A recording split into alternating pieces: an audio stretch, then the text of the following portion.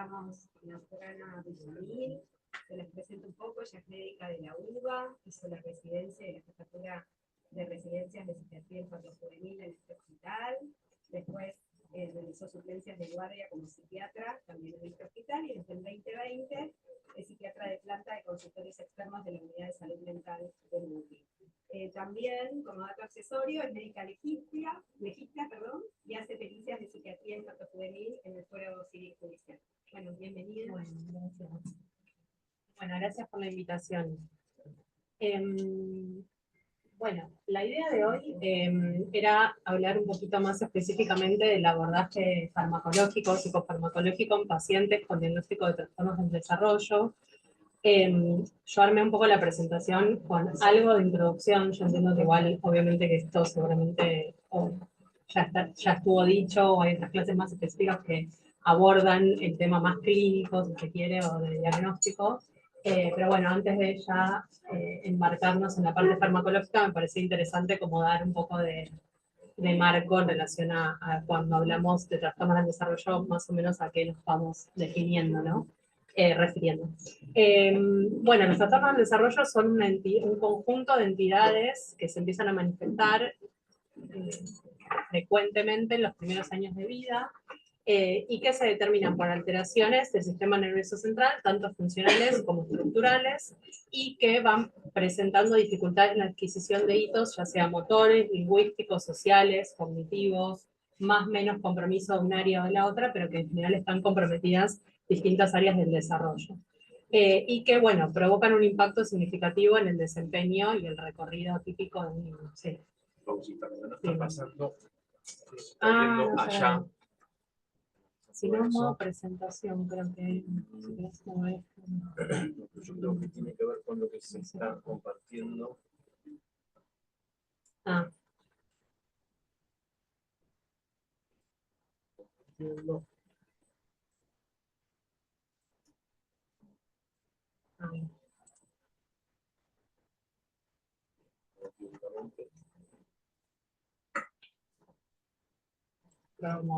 Ahora sí. ¿Sí? Perfecto. Bueno, entonces, bueno, en los manuales internacionales, específicamente en el DSM-5, que tiene que ver con las guías que utilizamos a nivel internacional como nomenclatura para todos, digamos, en la psiquiatría, los trastornos del desarrollo incluyen, es un capítulo específico, e incluyen las discapacidades intelectuales, los trastornos de la comunicación, el trastorno del espectro autista, y también otras entidades que por ahí no son hoy foco de atención de la clase específica, pero que tienen que ver con trastorno por déficit atencional, trastornos motores, trastornos más específicos del aprendizaje, trastornos de tics, y la categoría de otros trastornos del desarrollo, que también se incluyen dentro de este capítulo, así que es muy amplio y que luego va a ir describiendo más específicamente los criterios diagnósticos de cada uno, la clínica, etc. Bien. Dentro de lo que es específicamente el trastorno del espectro autista, hablamos de una gama de presentación muy heterogénea, sobre todo desde que se unificaron varios criterios y empiezan a entrar como dentro de este denominador común un montón de entidades clínicas que tal vez antes estaban un poquito más diferenciadas. Bueno, ahora el espectro, justamente como la palabra le indica, es bastante amplio, ¿no? Entonces sí hablamos de cuestiones que comienzan en la infancia, que tenemos un origen biológico genético y una gran influencia de factores ambientales, que resultan de alteraciones del neurodesarrollo que pueden ocurrir tanto en la etapa prenatal como postnatal, ¿sí? Y en Argentina cuesta un poco encontrar algunos datos epidemiológicos más específicos, pero es posible que haya más de 400.000 personas con este diagnóstico. Entonces, de acuerdo a estos manuales, al DSM-5 específicamente, las características nucleares del trastorno del espectro autista implican dificultades en dos principales áreas de funcionamiento y que tienen que estar estas dos áreas comprometidas para llegar al diagnóstico, o por lo menos pensar en este diagnóstico, que tienen que ver con la comunicación social y la interacción, o sea, los patrones de interacción, y además cuestiones de intereses restringidos y repetitivos de comportamiento, intereses o actividades. Entonces, junto con estas dos características, podemos pensar, empezar a pensar en un diagnóstico posible del trastorno del espectro autista. Entonces, nos vamos a encontrar, estos son como un poquito más ejemplos prácticos, más allá de el nombre grande de los tonos comunicacionales o sociales, cuestiones que podemos ir identificando en estos niños, ¿no? Bueno, cuestiones en la comunicación como falta o escasa de respuesta a su nombre, retraso en la adquisición del lenguaje, o un lenguaje adquirido en tiempo, pero con algún lenguaje en particular bastante peculiar, o intereses restringidos. En ocasiones parecería que no escucha, de hecho, una cuestión muy importante es asegurarnos que la cuestión auditiva esté conservada, ¿no? En niños que empezamos una evaluación. Bueno, los gestos típicos de hola, chao, de empezar a saludarse, de la reciprocidad, pueden estar como alterados. Y también puede suceder en distintas presentaciones, ¿no? Pero hay veces en que puede aparecer como que hay una regresión en ciertas pautas del desarrollo que ya habían estado adquiridas. Por ejemplo, que aprendió determinada cantidad de palabras en lenguaje y que luego o deja como que se pausa ese desarrollo, o incluso hay un retroceso en relación a la cantidad de lenguaje verbal adquirido. En relación a la social, bueno, podría ser que empiecen a pasar cosas como no sonreír a otros, parece que prefiere jugar solo o en silencio, es muy independiente, falta de contacto visual. Y en relación al comportamiento, sí puede pasar que sean niños como bastante más difíciles en cuanto a su hiperactividad, en cuanto a sus, justamente los intereses restringidos que a veces van a como chocar con otros intereses de otros niños o de lo que los adultos pretenden que ese niño haga, y entonces eso genera cuestiones del comportamiento, alteraciones de la conducta. Puede haber hipersensibilidad a algunas cuestiones como texturas o sonidos. Puede hacer movimientos extraños, movimientos estereotipados, tener más cantidad como de berrinche, ¿no? De conducta rígida que sea difícil de, bueno, de llevar en la vida cotidiana y de cumplir con las expectativas de una escolaridad, por ejemplo, una socialización típica, etc. Entonces, ya como más introduciéndonos al tema de hoy, hablamos de que más allá de que las características nucleares del TEA son las que ya nombré, van a venir síntomas asociados que acompañan a este trastorno, que van a ser objeto de tratamiento, ¿no? Entonces, pueden existir problemas de comportamiento, puede existir irritabilidad, puede haber auto o heteroagresiones, o sea, que sean contra sí mismo o contra otras personas, síntomas de ansiedad, problemas del sueño, esto es muy frecuente, o de alimentación, dificultades atencionales, torpeza motriz y otras, ¿no? Entonces, en general, el tratamiento, antes de hablar del farmacológico, un poco menciono algo del tratamiento o el abordaje integral de estos pacientes. Bueno, obviamente no existe un tratamiento curativo para estas entidades, digamos, pero sí se centra el abordaje de los síntomas centrales y los síntomas asociados que pueden afectar el desarrollo del funcionamiento de estos niños. Entonces, en general se establece un programa individual que, de acuerdo al perfil de este niño, va a permitir o espera mejorar el funcionamiento general y la adaptación a las actividades de la vida cotidiana, ¿sí? Siempre se piensa en una inclusión de la familia como parte del proceso terapéutico, y en general es un equipo interdisciplinario, o sea, va a involucrar distintas disciplinas que actúen conectadas, comunicadas y un trabajo bastante integral e intensivo con el niño. También se tiene en cuenta, bueno, qué tipo de escolaridad, qué lugar de alojamiento va a ser mejor para este niño para que transcurra sus aprendizajes, y qué apoyos, porque en general son niños que cuentan con acompañantes en la escuela, apoyos pedagógicos, personalización del plan de estudios, bueno, etc. Y muchas veces recurrimos a la gestión del certificado único de discapacidad para acceder a, teniendo en cuenta una cobertura de salud, a distintas prestaciones y tratamientos. Entonces, hay un montón en la teoría, contamos con distintos grados de evidencia, distintos tipos de terapias y abordajes que se eligen, pero bueno, uno tiene que armar el plan más específicamente con el paciente, sabiendo cuáles son las fortalezas y los desafíos. Y idealmente los dispositivos terapéuticos tienen que ser pensados en que estos dispositivos un poco Sí, se porque yo adapten a hago los el volumen de niños, acá. en lugar a Para, los ¿te acordás adultos, la y contra? tratar O sea, de que el ¿cómo es? niño Lo estoy intentando encaje en entrar en el de hoy. determinado dispositivo, en determinado ofrecimiento terapéutico, que a veces es muy difícil, ¿no? No tienen que ser intervenciones a corto plazo o esporádicas, sino que son tratamientos prolongados y que se trabaja de manera sostenida. Bueno, también contamos con un montón de recursos de información, psicoeducación, apoyo a cuidadores, o sea que sea integral para toda la familia. Bueno, hay distintas cuestiones, acá es un pequeño ejemplo de modelos de sistema de comunicación con figuras, que es el programa PEX, entonces utilizan pictogramas para la representación gráfica de la expresión de ciertas cuestiones que pueden costar, ya sea porque el niño no tenga lenguaje verbal o porque cueste poder expresar sus necesidades. Hablamos también de la identificación y definición de objetivos. Algunos utilizan estas siglas, ¿no? De, bueno, compensación, que es, en algunos casos se puede intentar lograr la compensación o recuperación completa de algunas áreas del desarrollo. También la adaptación, ¿no? En relación al funcionamiento. Modificaciones del ambiente, o sea, qué se va a proveer de modificaciones para que este niño pueda estar cómodo y pueda avanzar en sus terapias, y qué estrategias se establecen para el aprendizaje a modo de pasos o secuencias que van a ir desarrollándose en cuestión de estas terapéuticas, ¿no? Entonces, a grandísimos rasgos, uno tiene que tener todo esto en cuenta a la hora de armar un plan terapéutico para estos niños.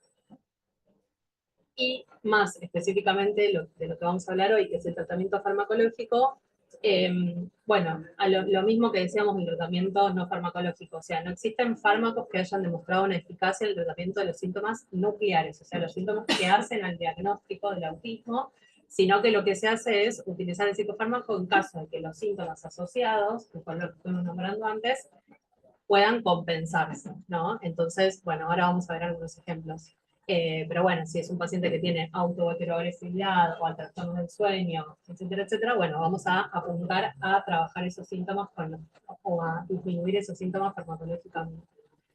Sí hay que saber que son pacientes que suelen responder de manera errática a los psicofármacos o de manera distinta a los psicofármacos, ya sea porque puede llegar a tener una mayor vulnerabilidad a los efectos adversos, o sea, pacientes que tal vez con la misma dosis, pacientes neurotípicos no hubiesen hecho ese efecto adverso, estos niños puede que sí, o al revés, como uno los ve demasiado poco sensibles, si se quiere, y entonces es como que tienen menor respuesta al fármaco en sí mismo y también menor incidencia de efectos adversos, con lo cual uno ya de antemano sabe que es medio caso por caso y a ver cómo responde ese niño con ese tratamiento. Pero como que este parámetro uno lo tiene en cuenta porque en general pasa esta respuesta como un poco distinta a lo esperable, si se quiere. Entonces, bueno, cuando hablamos de cuestiones conductuales como agresión, agitación, conductas disruptivas, digamos, uno ve esto en relación a que las dificultades se generan en la expresión verbal, la rigidez cognitiva, conductas estereotipadas propias del diagnóstico que estamos hablando, y las dificultades en la autorregulación emocional e impulsividad pueden aumentar el riesgo de conductas agresivas. Entonces, en lo que formalmente está aprobado por la FDA, que regula las prácticas farmacológicas, la risperidona y el aripiprazol, que son dos antipsicóticos, y bueno, ahora vamos más específico, atípicos, están aprobados. La risperidona a partir de los 5 y el aripiprazol a partir de los 6, y específicamente aclaran que son para irritabilidad, agresividad y problemas de conducta en niños con diagnóstico de TEA. Más allá que, entre paréntesis, los usamos para otros niños de esa misma edad, o a partir de esa edad, con otros diagnósticos, que también podría existir esa situación y existe muy frecuentemente, ¿no? Pero están aprobados para eso, específicamente.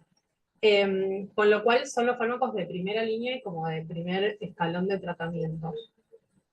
Entonces, un poco entrando en este segmento de antipsicóticos atípicos, podemos pensar que los antipsicóticos atípicos surgieron décadas después de la aparición de los antipsicóticos típicos, que ahora también los vamos a repasar, con dos objetivos específicamente, que fue mejorar el perfil de efectos adversos, que era bastante grande en cuestión de los típicos, y que sean efectivos o igualmente efectivos que los típicos para el tratamiento de trastornos psicóticos, porque en principio se pensó para eso, luego uno va haciendo las adaptaciones para las distintas poblaciones, ¿no? Entonces se llaman típicos o de segunda generación y tienen distinto mecanismo de acción en relación a los fármacos, a los antipsicóticos típicos, y presenta un perfil de efectos adversos bastante distinto a lo que son los efectos adversos de los típicos, que en general tiene más que ver con los síntomas extrapiramidales, por el bloqueo dopaminérgico, más que estos que tienen otra afinidad por otros receptores. Entonces, lo que se observa es que estos fármacos tienen menor afinidad por los receptores de dopamina, con una rápida disociación, y en particular el aripiprazol tiene un agonismo parcial, que ahora pues lo vemos específicamente, pero también bloquean otros, como los muscarínicos y bloqueos serotonérgico, histaminérgico, o sea, hay otros receptores que se van bloqueando. Entonces, el aripiprazol suele ser incluso de mejor elección o de primera elección en relación a la risperidona, porque tiene un perfil un poco más amable en relación a los síntomas metabólicos de aumento de peso, aumento de apetito, que la risperidona es más nuevo, es un poco más nuevo que la risperidona, y tiene este efecto de agonismo parcial. Esto significa que en cuestiones que hay en momentos, o en lugares o condiciones en los que hay una hiperdopaminergia, es antagonista. Y en momentos en que hay cuando hay una cuestión de hipodopaminergia, funciona como agonista, ¿sí? Entonces, de lo que nos sirve más en la práctica clínica es que cuando nosotros hacemos el bloqueo dopaminérgico con los fármacos típicos o la risperidona, muchas veces tenemos un efecto adverso que es la hiperprolactinemia por bloqueo dopaminérgico. Entonces, el aripiprazol, al tener este efecto, que cuando hay más actúa de una manera y cuando hay menos de otra, nos sirve tanto como para agregar a un plan farmacológico y contrarrestar esa hiperprolactinemia, o ya de primera elección sin la risperidona para evitar ese efecto adverso. ¿Se entiende? Bien. Entonces, como dijimos, bueno, está aprobada para otras cosas, acá las menciono, pero específicamente en autismo para la agresividad y irritabilidad. El aripiprazol como característica sí tiene una vida media larga, entonces, bueno, puede administrarse una vez por día, y sí, esta vida media larga para alcanzar la meseta, etcétera, etcétera, demora aproximadamente 15 días, con lo cual hay que tener en cuenta que puede que no veamos efectos inmediatamente al poner por primera vez este fármaco, y que si estamos haciendo una sustitución entre uno y otro, por ejemplo, pasar de risperidona a aripiprazol, puede ser que nos quede un bache si no lo hacemos de manera cruzada. Entonces, en general, vamos bajando la risperidona y vamos sumando la aripiprazol. Bien. Bueno, las ventajas son que están disponibles en comprimidos y en solución oral. Acá en el hospital creo que no se consigue solución oral, pero sí podemos acceder a tener algún contacto con Ruemers, que lo tiene en solución oral, se consigue, digamos, eso es bueno para tener en cuenta para pacientes. La concentración es 1 miligramo mililitro, y después en comprimidos vienen de 2, 5, 10, 15 y 20 miligramos.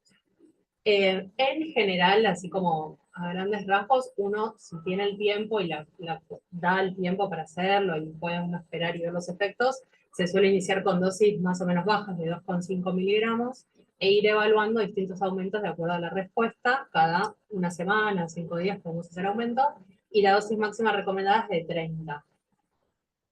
Solemos no llegar a 30 en la realidad, pero son las dosis que están establecidas como máximas.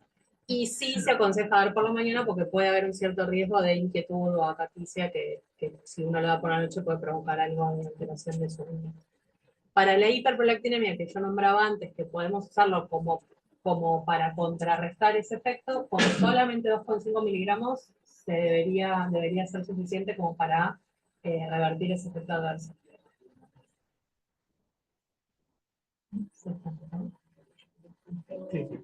Yo sigo.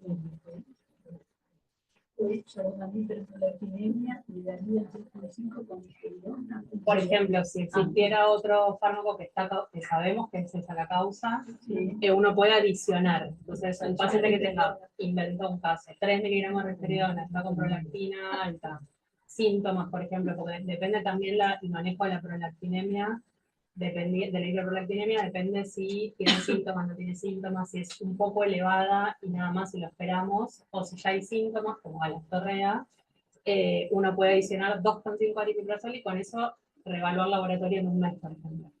Entonces ahí vemos si corrigió. También podría ser una opción. También podría ser una opción. El tema es cuando uno no lo elige por algún motivo, o ya intentó y no se pudo, o lo que fuera, lo adiciona. Obviamente esto es manejo de psiquiatra, digo, está bien, vamos. Yo te pregunto por hincha, nada, está bien, pero para que sepan que nos pueden mandar todo esto en historia por Bueno, con la risperidona, que no sé cuál es su experiencia, pero digo, en general deben escucharlo bastante, ¿no? De pacientes que toman. Se usa más. Se usa más, sí, puede ser, ¿no? La risperidona a comparación. Es más antigua, tiene más experiencia clínica y es más barata. Con el omeprazol es más caro.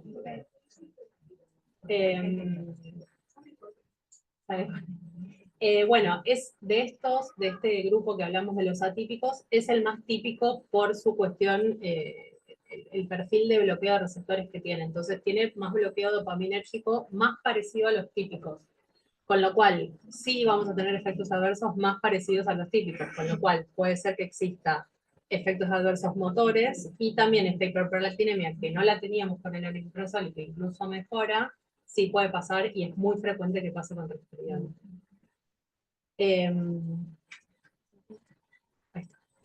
Bueno, también está aprobada para, bueno, ya dijimos, para el autismo, agresividad y irritabilidad, y también para esquizofrenia y bipolaridad. La risperidona también viene en solución oral y también es fácil de recordar porque viene en la misma concentración del aripiprazol, 1 miligramo es 1 mililitro, y después en comprimidos hay mucha dosificación, o sea, hay de 0,25, 0,5, 1, 2, 3 y hasta 4 miligramos por comprimido. En este caso se aconseja iniciar con 0,25 o 0,5 miligramos por día e ir realizando los aumentos graduales a lo largo de semanas. Y en niños se aconsejan dosis máximas de entre 4 y 6 en pacientes un poquito más grandes, ¿sí? Miligramos al día. También se puede dar por una sola toma diaria, aunque uno lo suele fraccionar con el objetivo de ir mejorando cierta estabilidad o mejoría a lo largo del día en relación a los síntomas. con cannabis o no?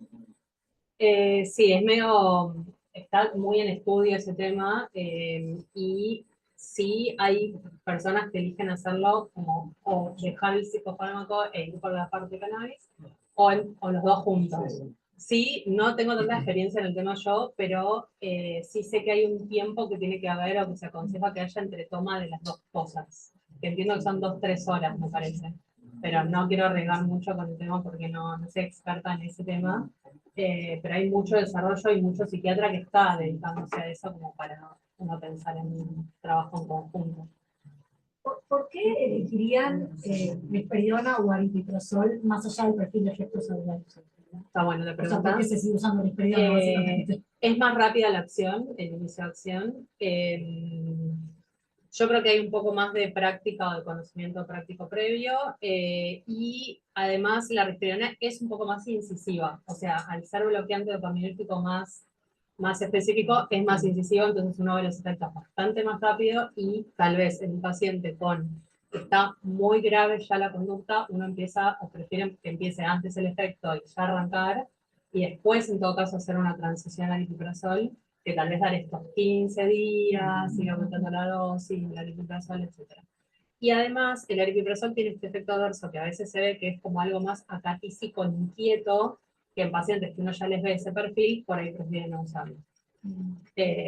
Sí, tiene esas dos cosas. Yo elijo en general el aripiprazol, pero me ha pasado a pacientes que respondieron bastante erráticamente al aripiprazol y de pasarlos a risperidona responden mucho mejor también.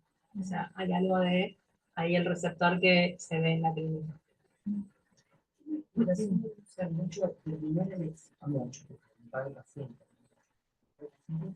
El paciente con conducta progresiva o esta cosa de mucho impulso, Sí. en esos casos de que arrancaban Sí. con el impulso. Sí. ¿Es porque hay algún condicionante mejor que el ácido de risperidona o es? No, yo creo No. que es valorar el perfil de efectos adversos Ah, ok. y que en ese caso, o sea, yo un paciente, por ejemplo, que ya me llega con un exceso de peso, ya lo pienso más para el aripiprazol que la risperidona. También aumenta, absolutamente, yo también, sí, absolutamente. Con chicos con conductas que después es muy difícil Sí, volver. es muy difícil. Sí. Después lo que sí tiene el aripiprazol que está descrito son dos cosas que son importantes, que es, por un lado, tiene cierto efecto serotonérgico, entonces en pacientes que hay algún compromiso anímico, Exacto, igual ya les mejora vamos del tema, pero por ahí un paciente adolescente que está ahí atravesando alguna cuestión anímica, a veces también mejoran con aripiprazol. La risperidona no, de hecho bastante aplanante, o sea, uno lo piensa la risperidona como medio un freno de mano, o sea, es bien acción así como antiimpulsiva y no tiene ningún efecto anímico, de hecho a veces se describe como estar un poco más apagado, un poco más aplanado, entonces si hay alguna cuestión anímica dando vueltas, tampoco sería la mejor elección para mí la risperidona, o hay que combinarlo con otro, ya otro tema. Y la otra cosa que tiene es que sí se han visto algunos reportes de casos, que eso lo estamos estudiando un poquito más con las residentes, que hay algunas cuestiones como más de activación y como de la parte de sexualidad en pacientes que están en prepuberales, puberales. Entonces, nos ha pasado con un paciente que es adolescente, con un trastorno del desarrollo, sin lenguaje, muy complejo, que parecería que con el aripiprazol se activó un poco más esa esfera. Entonces, por ahí en lugares públicos intentaban sacarse o tocar, bueno. Entonces, también uno eso lo tiene un poco en cuenta en relación a la edad. Pero son pacientes muy complejos, ¿no? Un adolescente neurotípico no creo que eso despierte más la concepción para nada. Bueno, y sí existe una forma inyectable de acción prolongada, esto no es lo más frecuente que usamos, en realidad es más para adultos, está aprobada para adultos de hecho esto, pero bueno, para saber que hay inyecciones de depósito que se pueden utilizar. Y como otros típicos que no están aprobados específicamente para el autismo, pero sí que utilizamos o se pueden utilizar, son la olanzapina y quetiapina. Hay muchos más, esto lo aclaro porque está la clozapina, duración, hay un montón de otros antipsicóticos, pero como para nombrar los que más por ahí uno se encuentra en la práctica son estos dos palabritas de cada uno. La olanzapina tiene un efecto muy sedativo, es un fármaco que da mucho sueño y mucho aumento de apetito. Y se suelen usar dosis de 5 a 20, también iniciando con 2,5 o 5 e ir evaluando, ¿sí? Hay una formulación un poco más nueva, que son comprimidos dispersables, acá igual no hay original, pero si los quisiéramos traer de afuera existen, que se disuelven muy rápidamente en boca, entonces son buenas para urgencias, por ejemplo, en momentos de mucha urgencia. Bien. Y está probada para otras cosas y otras edades, por lo cual si lo usamos sabemos que estamos usándolo de manera off-label, fuera de aprobación.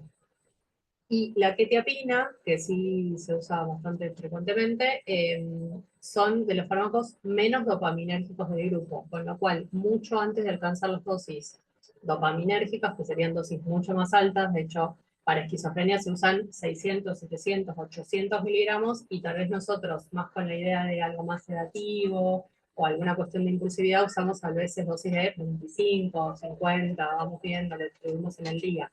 Con lo cual tiene un rango un rango de dosis muy amplio. Solemos usar dosis más bajitas nosotros. Lo mismo.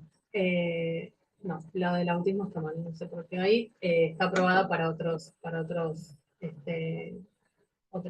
condiciones. Sí, tal cual. Bueno, acá un poco más de lo que ya decía, o sea, para la esquizofrenia se usan dosis más altas, para la depresión se usan dosis intermedias, y nosotros lo solemos usar más para, por ejemplo, alguna problemática de sueño antes de dormir, pues es un fármaco bastante sedativo, 25 miligramos por la noche, o durante el día, buscando justamente ese efecto más sedativo. Bueno, y de los atípicos nos vamos a encontrar con que los síntomas extrapyramidales son más raros, salvo para la risperidona. O sea, la risperidona es la que más puede provocarlos, y luego bajando está la aripiprazol, la que te viene la olanzapina. Sí, hay que tener en cuenta esto de la caticia con el aripiprazol, que es lo más frecuente. La sedación, bueno, muy frecuente con todos. En general, en realidad el aripiprazol está medio debatido porque tiene este efecto más, si se quiere, hiperactivador, más que sedativo.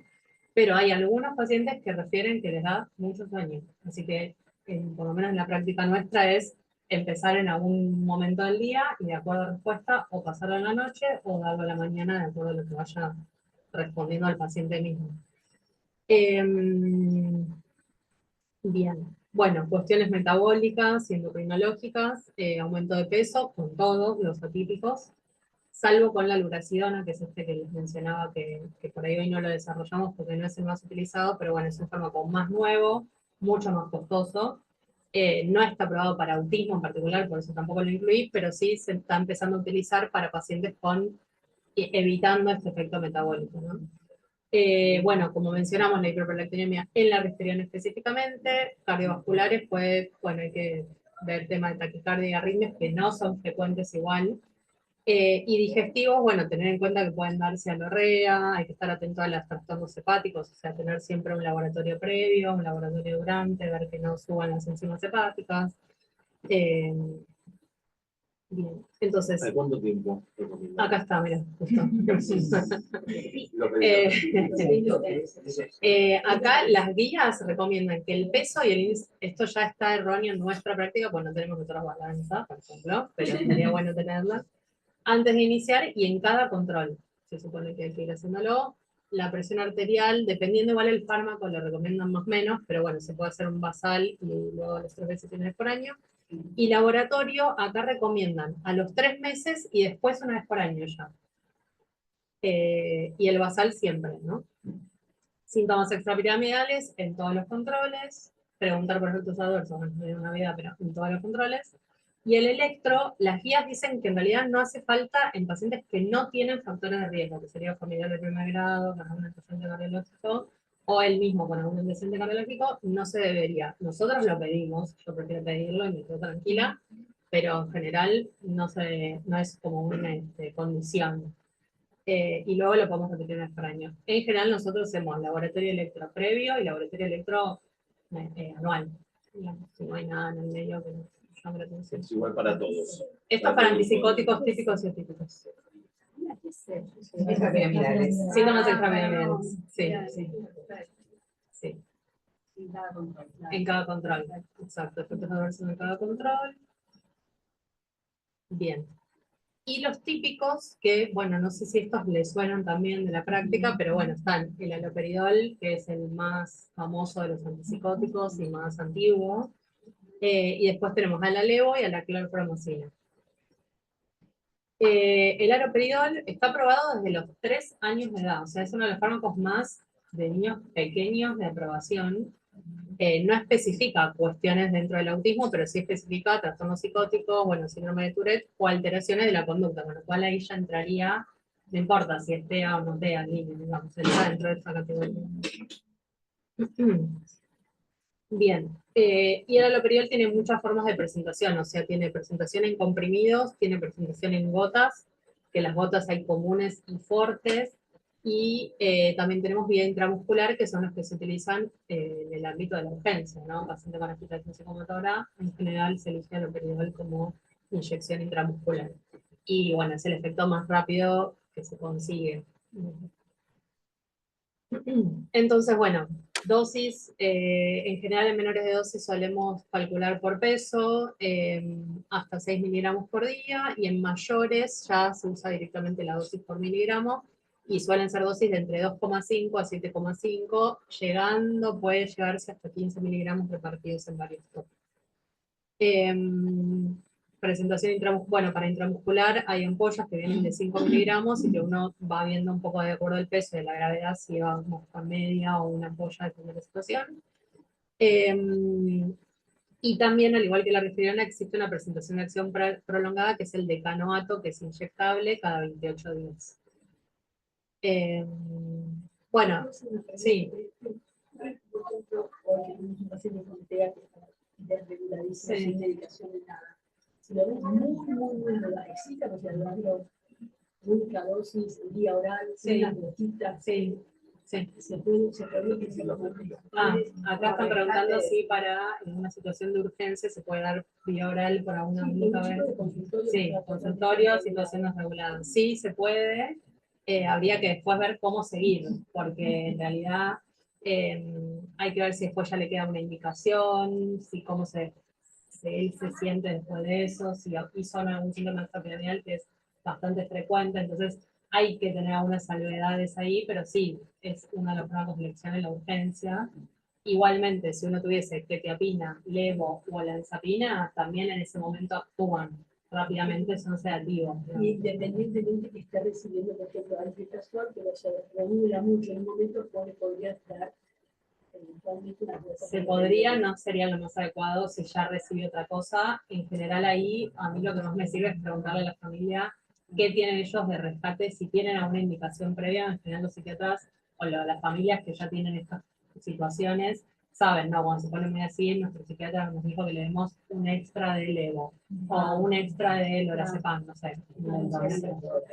A veces esto, sí. Después la benzodiazepina que podemos hablar, pero hay que ver menores de 12, mayores de 12, efecto paradoxal, etc. Pero bueno, sí, también uno podría utilizar la difenhidramina, sí, qué sé yo. O sea, digo, uno Se puede usar. se pueden utilizar otros fármacos con efecto sedativo buscando algo bien puntual. Sí, después ya una interconsulta rapidísima con la unidad de salud mental, digo, para ver cómo seguir sobre todo y para ver por los efectos adversos. Sobre todo si es un niño virgen de tratamientos más susceptible a que tenga un efecto adverso. Entonces, bueno, hay que tener ahí sí, intervención de, bueno, no sé cómo se comunica con la guardia, pero también podría intervenir ahí en la guardia de salud mental.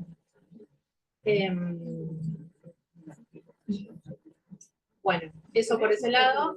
Y para mí es muy esta que viene ahora, que es la levomepromacina, para la pregunta.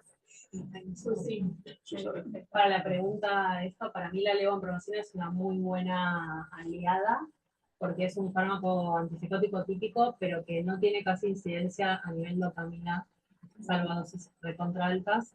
Entonces no tiene este efecto adverso de la rigidez muscular, etcétera, etcétera, y es muy sedativa. Entonces, en general, en una situación de urgencia y de crisis, vienen gotas también, entonces gota o comprimido se puede dar.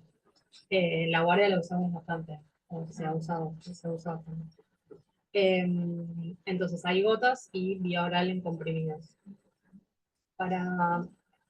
Sí, hay de 2 que son dosis muy pequeñas, pero bueno, para un niño muy pequeño es bueno. Y 25 es la dosis más típica que usamos así como de rescate, si se quiere. 12,5 puede ser también la mitad de 25. Y la clorpromacina es como medio la prima de la levomepromacina porque tienen dosis bastante similares, también vienen comprimidos de 25 y también hay de 100 y tienen el mismo efecto bien sedativo porque es un bloqueo histaminérgico el que provoca, entonces es bien de bajar ahí el nivel motor. Me preguntan si es venosa.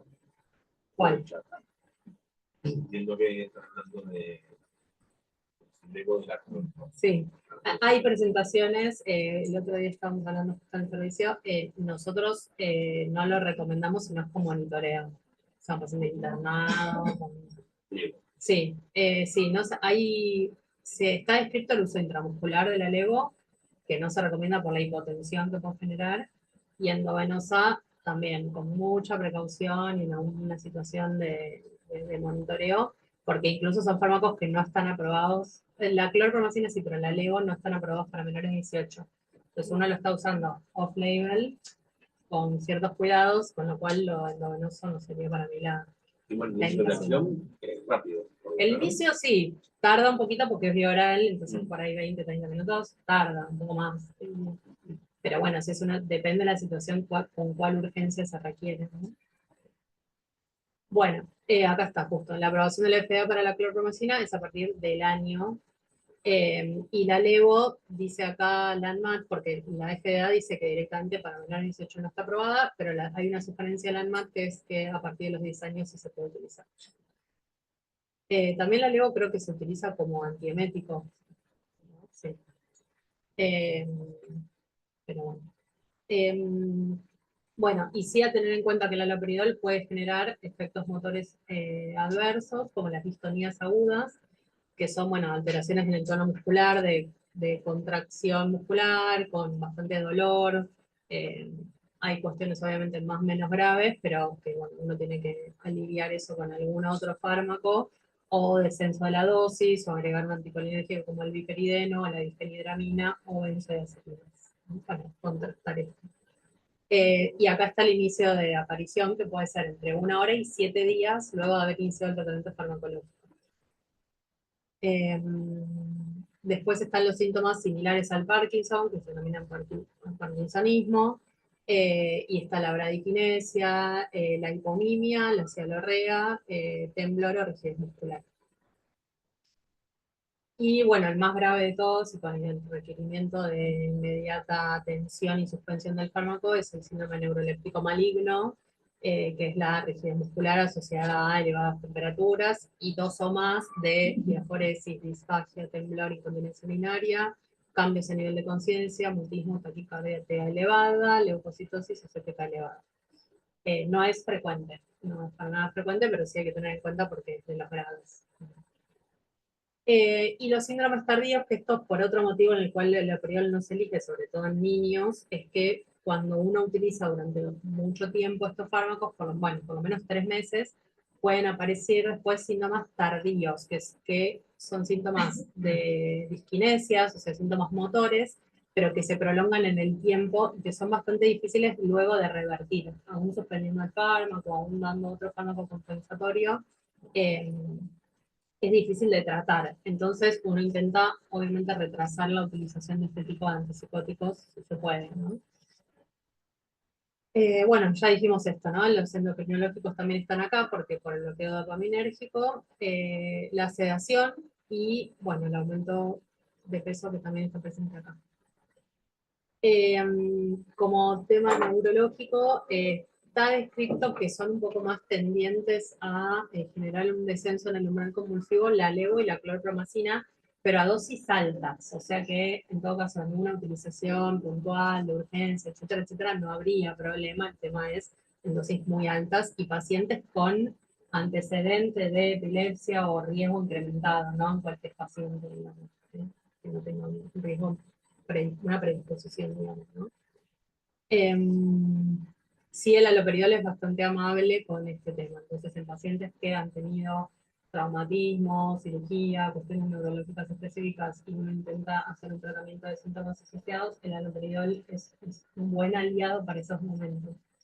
O post-anestésico, bueno, internaciones, etc.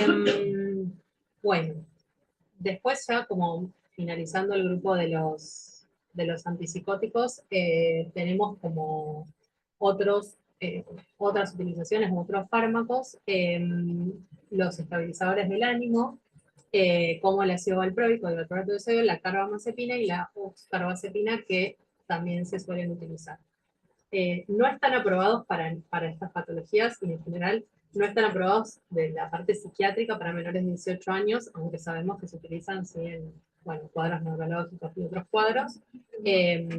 O sea que sabemos que son, digamos, que no son dañinos, o sea, están aprobados y están usados y se saben bien las dosis y todo, pero como fármacos de la psiquiatría infanto-juvenil no están aprobados para tal fin. Entonces, en cuestiones que hay impulsividad asociado sobre todo a cuestiones anímicas, como de cambios en la conducta, pero más asociados a una respuesta ante alguna situación de hiper, como la habilidad emocional, o cuestiones muy de la frustración, etcétera, uno puede hacer o la combinación de un antipsicótico con un estabilizador de estado del ánimo, o probar por separado tal vez directamente con los estabilizadores.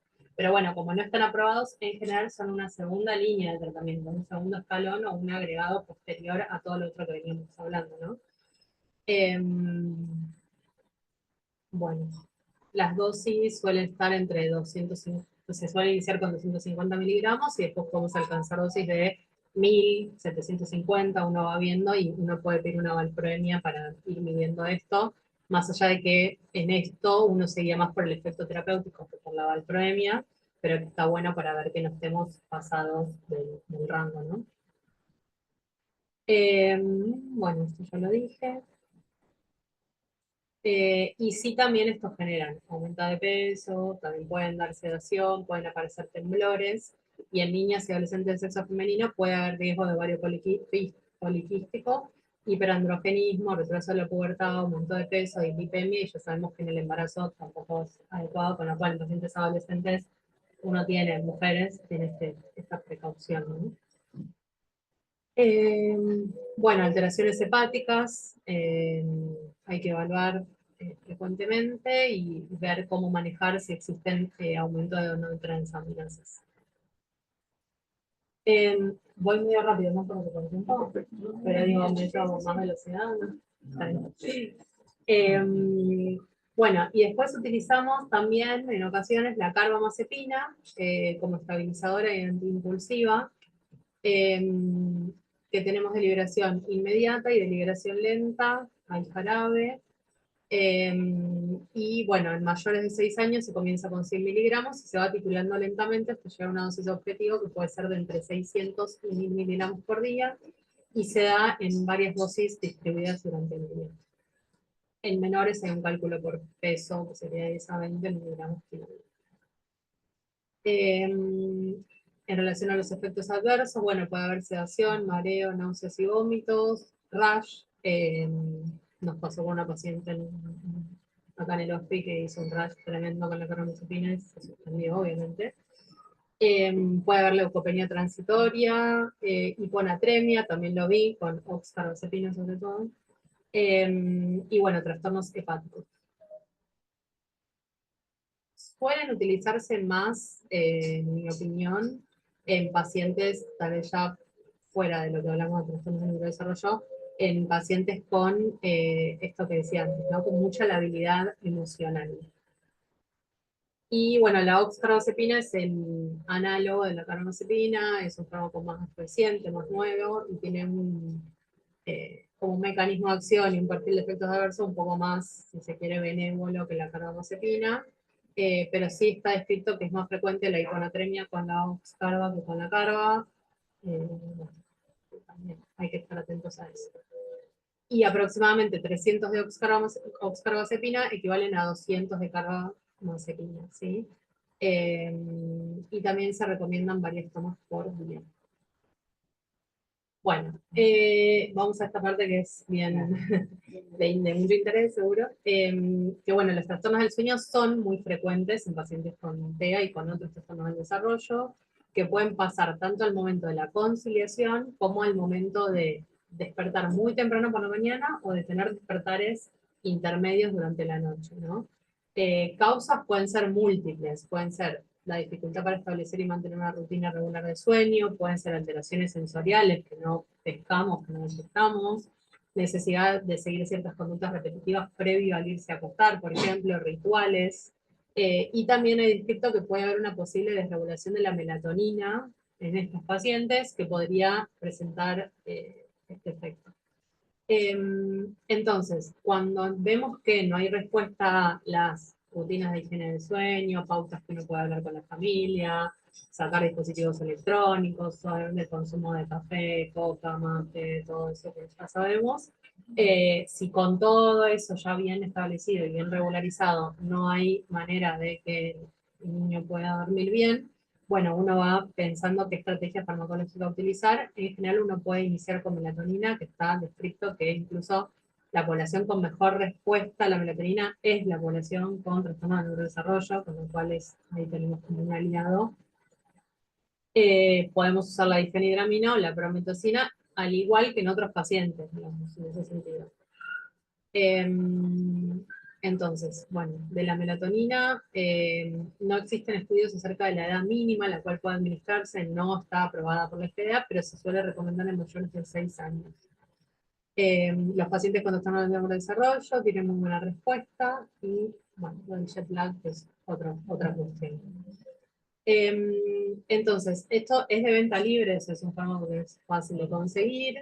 Vienen en comprimidas de liberación inmediata de 3 y también hay una formulación de prolongada de 2 en un laboratorio en particular. En general se inicia con 3 miligramos, que es la dosis del fármaco que aconsejamos en general que sea la melatonina, la común, la que no trae ningún agregado, porque en un momento hubo una con difenhidramina, me parece que es la toldifen, bueno. Ahí ya empieza a haber otras cosas que está bueno que sea la melatonina pura. Y iniciar con 3, que es una pastilla sola, y bueno, ir evaluando respuesta. En menores de 40 kilos se aconseja quedarse en 3, pero en mayores se puede ir hasta 6 o hasta 9. La indicación máxima es de 9. Me ha pasado a mi paciente que estoy viendo en este momento con parálisis cerebral y mucha regulación del sueño, que respondieron recién con 9, por ejemplo. O sea, como que no hay que tirar la toalla de 1 no sirvió, 2 no sirvieron, capaz 3 comprimidos. Después uno ya puede hacer la receta magistral, por ejemplo, bueno, si son pacientes afuera que lo compran, para que ya un comprimido sea de 9 y no tener que dar 3.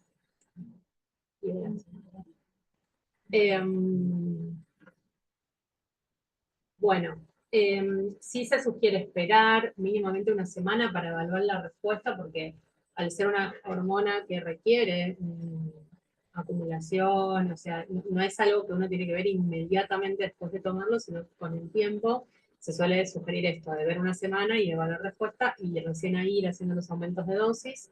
Y se sugiere esto de siempre administrar a la misma hora, intentando no saltear tomas, para que, bueno, vaya haciendo este efecto de acumulación. Tratamiento mínimo de un mes, y luego de la mejoría del sueño para ver si uno lo retira. En general uno no lo retira tan rápidamente, y se usa a largo plazo en general en estos pacientes. Pero responden muy bien, la verdad. Sí. Porque después del mes, probar de... No, que mínimo, si ya logramos recuperar el sueño, Sí, bueno, mínimo dejarlo un mes, pero mínimo, después uno puede dejar años. eso, no es que se modifica. No es que hay que retirarlo, no. Pero bueno, hay padres que tal vez dicen, bueno, ya se recuperó, se lo sacamos. No, bueno, mínimo un mes, pero minimísimo. Bueno, puede haber algunos efectos más de somnolencia diurna, hipotensión, pero no son frecuentes. La realidad es que se generan efectos adversos. Puede disminuir glucemia y TEA, o sea que hay que tener cuidado con pacientes que tengan cierta predisposición, pero en general son muy bien tolerados, no hay efectos adversos. Indicación por debajo de los 6 años. ¿Ustedes la utilizan o la evitan? La melatonina, ¿eh? Sí, la usamos. Ah, 3 años, acabo de decir eso. 3 años he visto melatonina en trastorno de sueño y la verdad Sí. miramos, Van bien. se Sí. ordena. Ahora sí. Y no se controla el laboratorio. No necesita ningún estudio. No. Bueno, este es otro fármaco que a veces se utiliza, que es la difenhidramina, que bueno, es un antihistamínico, pero bueno, aprovechando el efecto adverso de la sedación, en ocasiones se puede utilizar. Son bien tolerados. En general nosotros lo utilizamos más como para una cuestión puntual. Por ejemplo, no sé, ya se sabe que va a tener que viajar mucho tiempo en un colectivo durante toda la noche, que es un paciente difícil, etcétera, etcétera.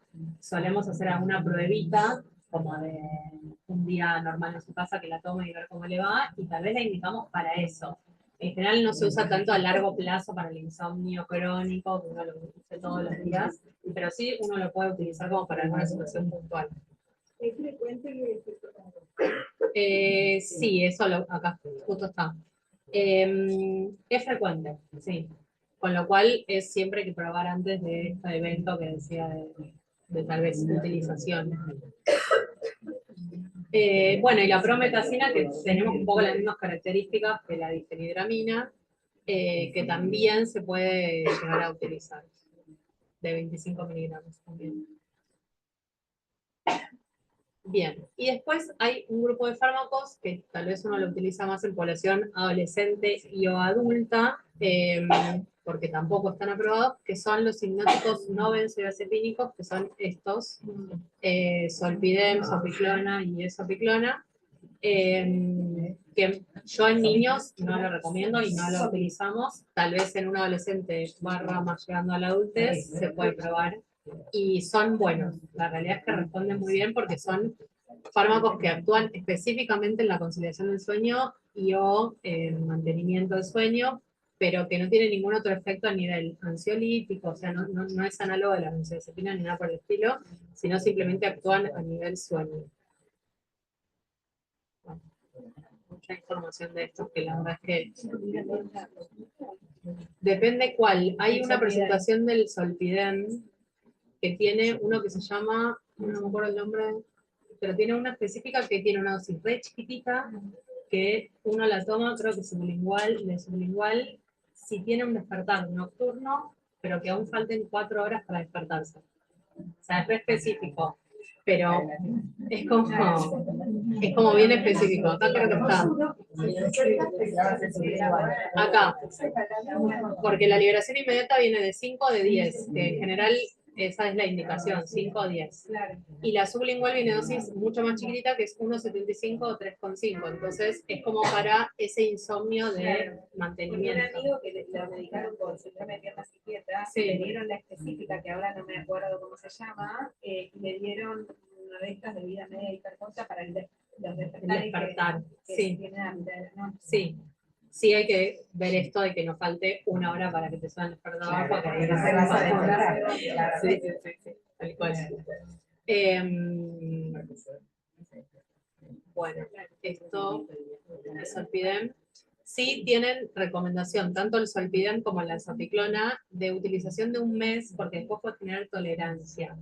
La que no tiene esta contraindicación o esta indicación es la Zopiclona, que no tiene un tiempo máximo de uso. Entonces, en los pacientes que yo he utilizado la Zopiclona, prefiero utilizar esa, porque sé que no tenemos un tiempo máximo de uso, no hay una recomendación máxima de uso, y es buena. Funciona bien, en realidad. 2 o 3 miligramos antes de acostarse funciona. ¿Qué me sacan? No, poco. Sí, mucha descripción de sabor metálico en boca. Genera eso. Pero no son tanto efecto que son. Bueno, y como para ir terminando, mención especial de benzodiazepinas. A ver, vamos a anotar. Las benzodiazepinas en sí mismas no están aprobadas para cuestiones dentro de la psiquiatría. Menores de 18 años, bueno, ahí pongo la excepción de epilepsia, aunque se utilizan de manera off-label, sobre todo en adolescentes, ¿sí? En adultos, sí, obviamente está aprobado para distintos cuadros de ansiedad, trastornos adaptativos, síntomas de abstinencia, agitación, insomnio, etcétera, etcétera. Pero nosotros los solemos utilizar para todo esto más en adolescentes.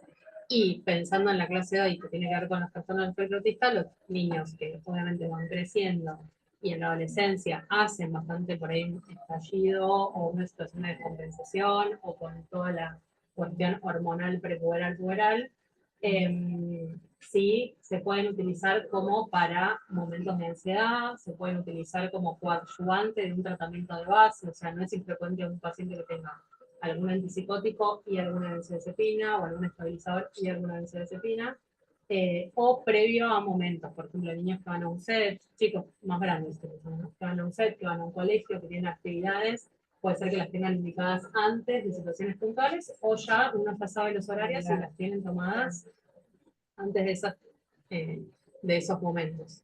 Sí está muy desaconsejado antes de los 12 por los efectos paradojales que sí son muy frecuentes. Y sobre todo en pacientes con algún daño cerebral o con alguna predisposición, también más aún. Entonces hay que tener bastante cuidado con esto. Pero bueno, cuando funciona bien, son efectivas para el control de síntomas de ansiedad. Bueno, y hay distintas formas, porque está la vía oral, pero algunos tienen presentación sublingual, como el lorazepam, clonazepam, el persolam. Existe la presentación intramuscular de varios. Vía intravenosa queda reservada para situaciones de sedación, bueno, para situación más intrahospitalaria. Bien, y los que nosotros más usamos de utilizarlos son el clonazepam y el lorazepam. Hay comprimidos vía oral, vía sublingual, hay gotas, y van desde 2 a 4 miligramos por día, hay un cálculo por peso, y en general se inicia con 0,25 o 0,5 y no puede ir aumentando.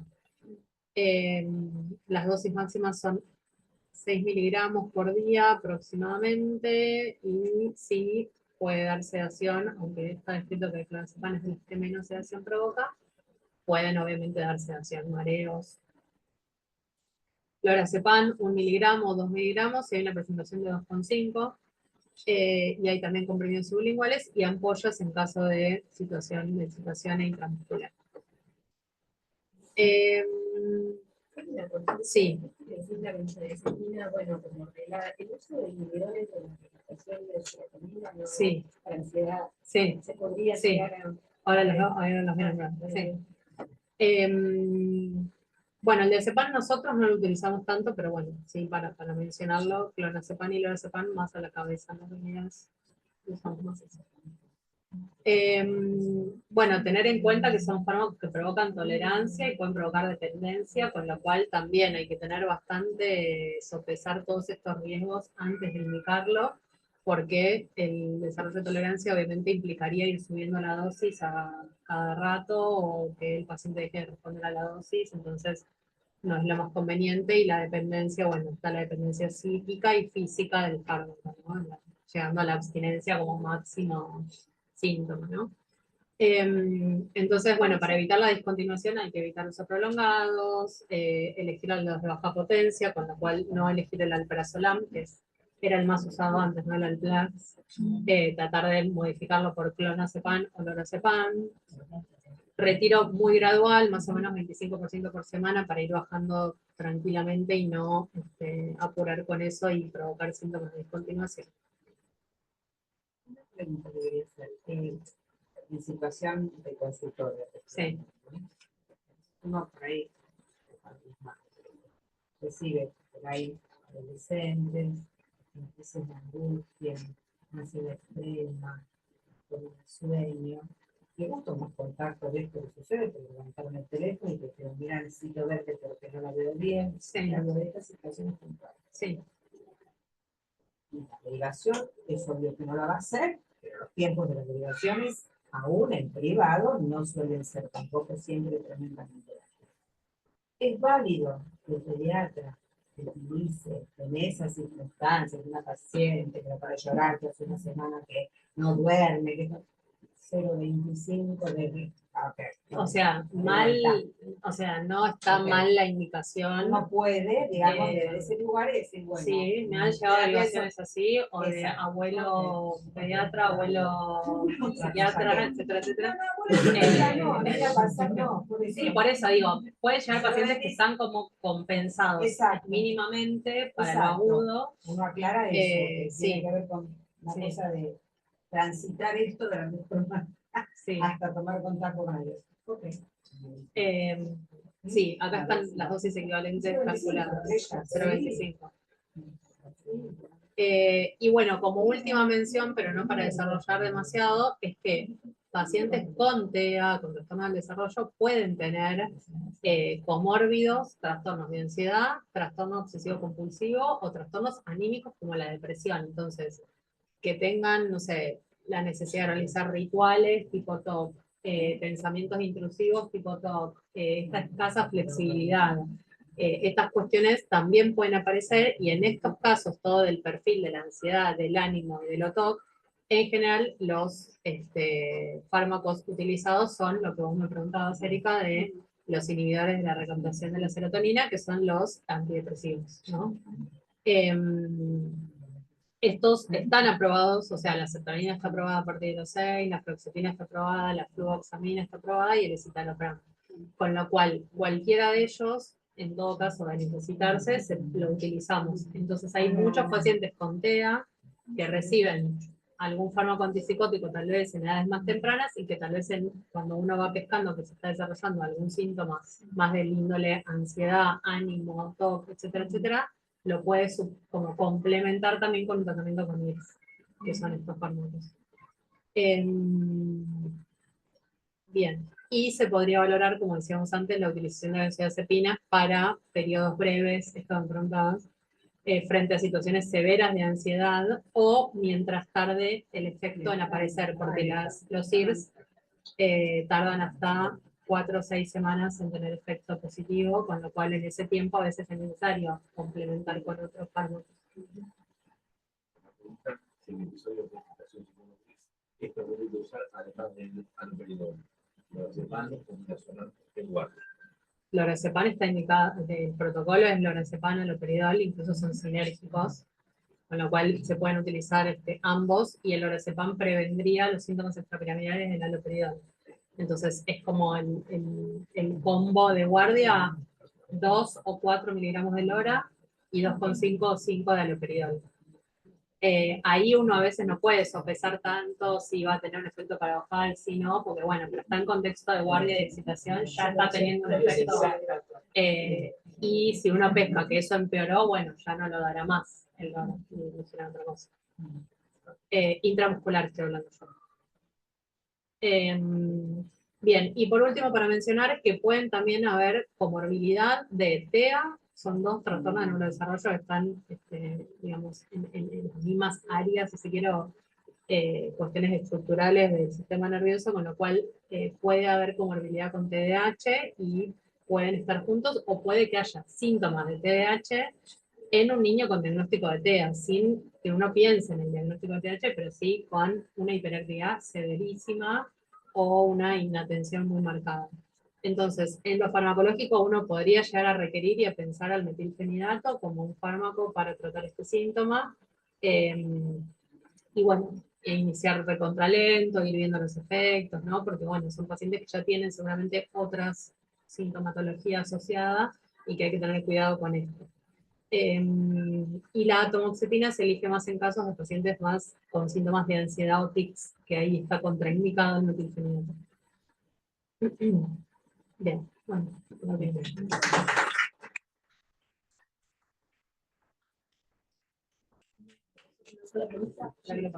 Vos hablabas que los menores, todas estas medicaciones que están aprobadas a partir de los 5 años. Niños menores de 5 años no se podría medicar, porque efectivamente, y a la hora que llegó hipotéticamente se podría dar en forma. Sí. Sí, acá preguntaron de las edades de aprobación. Sí, la indicación de la FDA 5 y 6. Ahora, si yo tengo un paciente de 4, por ejemplo, con una conducta severísima de conducta, con un cuadro de TEA grave, etcétera, etcétera, lo uso igual de manera off-label, risperidona o aripiprazol, y lo prefiero al haloperidol, que está aprobado los 3, pero uno más o menos pone en la balanza del manejo. Y lo off-label se utiliza y es legal, aclarar y hablar de la clínica, en todo caso, los otros papás, etcétera, pero se usa. Sí. La melatonina me parece más simple de los. Sí. ¿Cuánto le empezamos a usar? O sea, ¿pedimos a ese o pasar a otro después siempre? ¿O quizás? Si es un trastorno de sueño únicamente, porque es para lo único que sirve, o sea, no sirve para ningún otro síntoma que tenga el paciente, indicamos la melatonina nocturna y listo. No nos movemos de ahí, se respondió bien, tiempo con eso. Siempre a la misma hora. 8 de la noche sería. Sí, Okay. Igual ahí depende de la familia que dice, porque hay gente que dice, le da mucho sueño, entonces por ahí esperar a las 9 o se pone a las 8:30. Claro, Depende de la rutina. Como un poco de ajustando la rutina. Y otros que tienen más latencia pueden arrancar más temprano. Hay pacientes que hacen eso y hay Totalmente variable. Totalmente. Lo que haces es meditas y ves cuánto Cómo tiempo tarda en responde. calcinar. Y en función de eso lo vas moviendo. Dos preguntas que hay acá. Sí. ¿Qué diferencia hay entre la clonazepam, clonazepam por el tema de la vitamina? Ok. Y la otra pregunta relacionada es si la duloxetina tiene alguna ventaja con respecto al resto de los síntomas. Sí, la duloxetina es un fármaco dual, con lo cual tiene, en general se indica para cuando hay otras patologías, por ejemplo, como el dolor. Se utiliza mucho en pacientes que tienen otros síntomas asociados. No se utiliza tanto en niños y adolescentes, la realidad es que usamos más los IRS. Pero bueno, es un terreno a explorar, me parece, un poco más. Y en relación a clonazepam y lorazepam, en general nosotros usamos más lorazepam. De estas dosis que estoy poniendo acá, pero el clonazepam es igualmente útil para eso. O sea, no hay demasiada diferencia en relación a la practicidad y la vida media, son fármacos bastante similares. Tal vez el único que no es el alprazolam, como mencionaba antes, y el diazepam, que tiene mucha vida media beta de eliminación, que es la que se acumula. Entonces, si un fármaco que se toma mucho tiempo seguido, puede ser que da mucho efecto el otro día, bueno, genera otro tipo de efectos. Excelente. Muchas gracias.